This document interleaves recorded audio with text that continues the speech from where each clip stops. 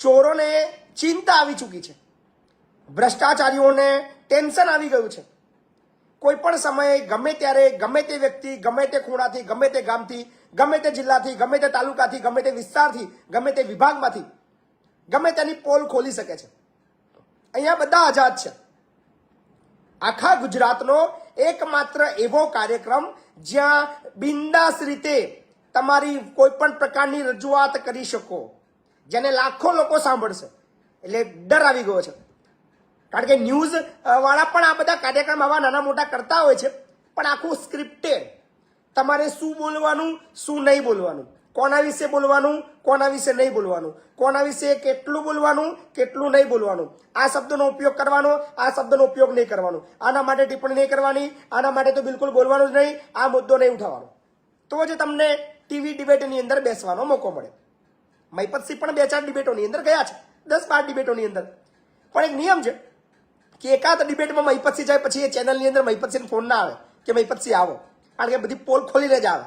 અને અહીંયા કોઈના બાપાની શરમ સંકોચ અને કોઈ શું કહેવાય પ્રોટોકોલ કે આ બધું એ બધું અહીંયા ના ચાલે। અહીંયા તો આપણા મનમાંથી નીકળે અને બંદૂકની ગોળીની જેમ નીકળે, અટકે નહીં।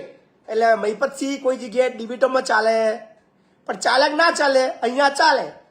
અહીંયા એ બધા સાંભળે છે, જેટલા બી ન્યૂઝ ટીવી ચેનલ વાળા જે વેચાયેલા પત્રકારો છે, જે કટકીબાજો છે, જે શું ના બતાવવાનો શું બતાવવાના પૈસા લઈને પોતાનો ધંધો કરી રહ્યા છે, એ બધાને અત્યારે ખટકવા લાગ્યું છે। ટીઆરપી 0 થઈ ગઈ છે બધાની, કારણ કે બધા જ લોકો છે એ કોમેન્ટોમાં લખી રહ્યા છે કે બાપુ બોલેગા ધુમાડા કાઢેગા।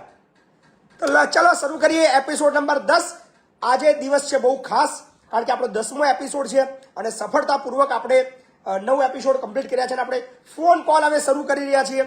આજનો હવે દરેક આપણે એક મુદ્દાની એક વિગત રાખશું, એપિસોડનું નામ રાખશું અને કયા બાબતમાં ચર્ચા છે એ વિશે રાખશું। આજનો વિષય લઈ લઈએ, હિંમત રાખો, નીડર બનો, આજનો વિષય। અને હું અપીલ કરીશ કે આજના એપિસોડની અંદર તમારી સમસ્યા તો કહેજો, પણ એની સાથે સાથે તમે નીડરતાથી કોઈ સામે સામનો કર્યો છે, નીડરતાથી લડ્યા છો, થોડી તકલીફ પડી હોય પણ જીત્યા હોય, એવા કિસ્સા પણ તમે મારી સાથે શેર કરી શકો છો, જેથી કરીને કદાચ બીજા લોકો જે આપણો વિડીયો જુએ છે એમને થોડી હિંમત મળશે અને એ લોકો પણ આવી રીતે તમારી સાથે લડશે। તો તમારા અનુભવો આ વિડીયોના માધ્યમથી શેર કરજો। હવે આપણે આપણી ફોન કોલ્સ જે લાઈન છે એ શરૂ કરવા જઈ રહ્યા છીએ અને ફોન લાઈન આપણી શરૂ થઈ ચૂકી છે। તમારા તમામ રજૂઆતના પ્રશ્નો હોય 87688088088 પર